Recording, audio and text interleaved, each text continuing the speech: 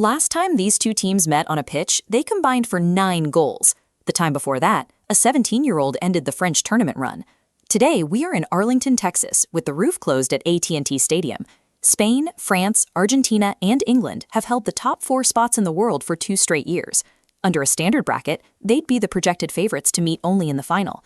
But because of how the group stage finished, 2 of the top 4 are forced into a collision a full week early. This graphic shows the stark contrast defining this matchup. France has scored 16 goals so far, while Spain has conceded exactly 1. We have the most lethal attack in the tournament, colliding directly with the tightest defense. Something has to break. That 9-goal game was the June 2025 Nations League semifinal, finishing 5-4.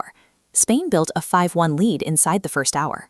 Then, France poured in 3 goals in the final 10 minutes to nearly force extra time. The 17-year-old who tormented them was Lamine Yamal. He scored twice in that specific game. Spain proved they have the tactical blueprint to dismantle this French structure, but they also learned that France has the psychological resilience to turn a blowout into a dogfight the moment their opponent blinks. This formation diagram shows how Spain builds their attacks. Rodri drops between the center backs to collect the ball, drawing opponents in before threading passes to isolate his right winger in open space. Alongside him, Fabian Ruiz creates a 3 versus 2 numerical advantage in the center of the pitch. France answers by sitting in a deep, compact block, absorbing pressure and relying on their front 4 to explode forward in transition. If you watched France in recent tournaments, you expect Antoine Griezmann to be pulling the strings. But he retired from international football in late 2024.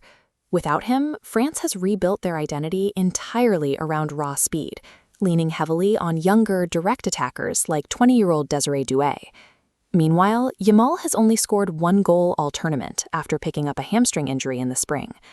With the primary playmakers on both sides either retired or recovering, the match moves away from a patient, methodical build-up. The pace shifts toward the high-speed reactions of these younger forwards, making the game more about controlling the chaos of transition than controlling the clock.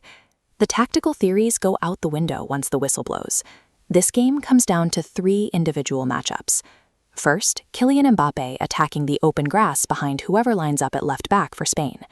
Second, Lamine Yamal trying to shake off his poor form and beat France's left back in isolation. Third, and most importantly, the physical battle in the center of the pitch led by France's Aurélien Tchouameni.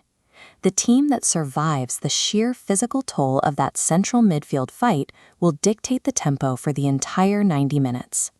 Expect Spain to monopolize the ball and probe for openings, while France absorbs the pressure, waiting for a single mistake to counter. I have this finishing as a tight 1-goal game that is highly likely to push into extra time. Drop your exact score prediction in the comments right now before kickoff.